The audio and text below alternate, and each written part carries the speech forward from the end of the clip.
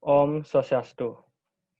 Perkenalkan, nama saya Egi Krisna Putra dengan NIM 043 akan mempresentasikan tentang organisasi.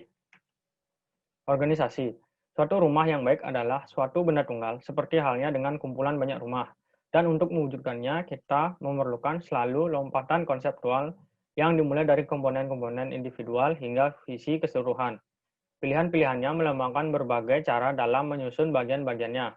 Bagian-bagian daerah sebuah rumah dapat digabungkan bersama-sama untuk menjadikan lebih dari sekedar bagian-bagian dasar. Mereka juga dapat menciptakan ruang, pola, dan area luar. A. Ruang dalam ruang. Ruang dapat ditampung dalam volume sebuah ruang yang lebih besar. B. Ruang yang saling mengunci. Area sebuah ruang bisa menumpuk pada volume ruang lainnya. C. Ruang yang berdekatan. Dua buah ruang saling bersentuhan satu sama lain ataupun membagi garis batas bersama. D. Ruang yang dihubungkan oleh ruang bersama. Dua buah ruang bisa saling mengandalkan sebuah ruang perantara untuk menghubungkan mereka. Sebuah ruang yang besar dapat membungkus dan menampung sebuah ruang yang lebih kecil di dalam volumenya.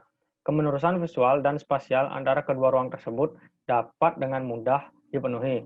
Namun ruang yang lebih kecil tergantung pada ruang yang lebih besar yang akan membungkus ruang demi menjalin hubungan dengan lingkungan eksteriornya. Pada hubungan spasial jenis ini, ruang yang lebih besar dan yang membungkus berfungsi sebagai suatu area tiga dimensional bagi ruang lebih kecil yang ditampungnya. Agar konsep ini dapat dilihat dengan jelas, diperlukan perbedaan ukuran yang jelas antara kedua ruang tersebut. Jika ruang yang ditampung dibesarkan ukurannya, maka ruang yang lebih besar tersebut akan mulai kehilangan pengaruhnya sebagai sebuah bentuk yang membungkus. Jika ruang yang ditampung tersebut terus bertambah besar, maka ruang sisa di sekelilingnya akan menjadi terlalu sempit untuk berfungsi sebagai ruang pembungkus. Malah ia hanya akan menjadi suatu lapisan atau kulit tipis di sekeliling ruang yang ditampungnya. Kesan aslinya pun akan lenyap. Ruang-ruang yang saling mengunci. A. Hubungan spasial yang saling mengunci dihasilkan melalui penumpukan dua buah area spasial serta munculnya zona ruang saling mengunci volumenya melalui cara ini. B. Bagian yang saling mengunci dari kedua volume ini dapat dibagi sama rata oleh masing-masing ruang. C. Bagian yang saling mengunci dapat menyatu dengan salah satu ruang dan menjadi sebuah bagian integral dari volumenya. D. Didefinisikan oleh sebaris kolom yang memungkinkan kemenerusan visual dan spasial antara kedua ruang tersebut. E. Dirasakan cukup hanya melalui perubahan ketinggian atau kontras pada material permukaan atau tekstur di antara kedua ruang. Ruang-ruang yang dihubungkan oleh sebuah ruang bersama. 1. Organisasi spasial. Dalam sebuah program bangunan yang khas, biasa terdapat kebutuhan-kebutuhan akan beragam jenis ruang. Mungkin ada kebutuhan akan ruang yang A. Memiliki fungsi-fungsi khusus atau membutuhkan bentuk-bentuk khusus. B. Fleksibel dalam menggunakan dan dapat bebas dimanipulasi. C. Tunggal dan unik fungsi atau kepentingannya terhadap organisasi bangunannya. D. Memiliki fungsi-fungsi serupa dan dapat dikelompokkan menjadi satu kumpulan fungsional atau diulang dalam sebuah sekuen linear. E. Harus terpisah demi menjaga privasi. F. Harus mudah diakses. 2. Organisasi-organisasi terpusat. Suatu ruang sentral dan dominan yang dikelilingi oleh sejumlah ruang sekunder yang dikelompokkan.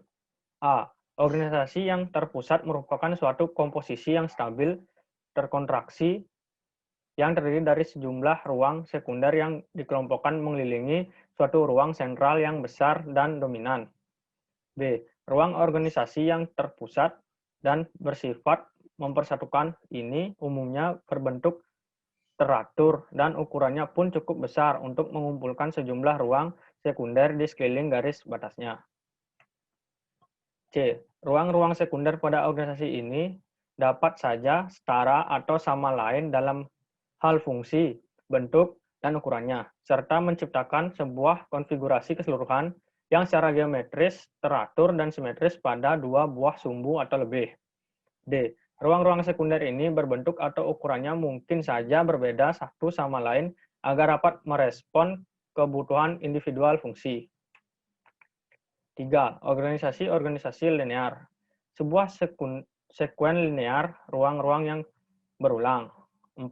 Organisasi-organisasi radial.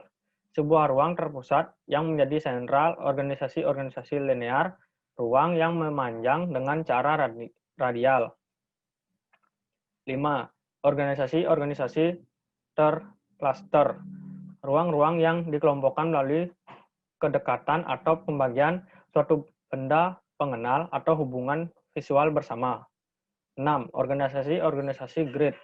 Ruang-ruang yang diorganisir di dalam area sebuah grid, struktur atau rangka kerja 3 dimensi lainnya.